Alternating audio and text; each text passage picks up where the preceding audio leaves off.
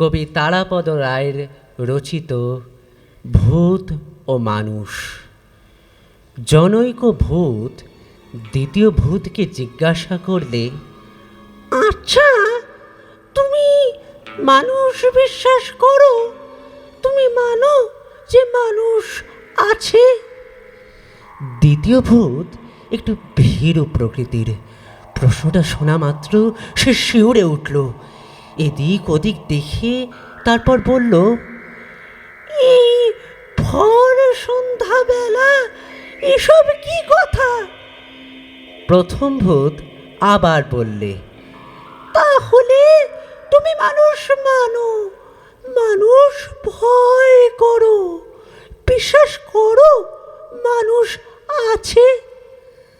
দ্বিতীয় ভূত কবুল করলে, বিশ্বাস না করে উপায় কি?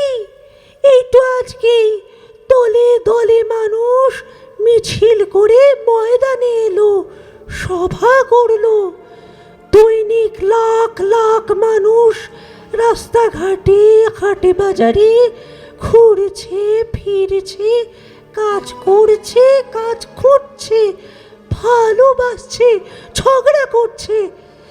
দ্বিতীয় ভূতকে থামিয়ে দিয়ে তার মুখের কথা কেড়ে নিয়ে প্রথম ভূত সরাসরি প্রশ্ন করল, কিন্তু কিভাবে বুঝলে ওরা মানুষ?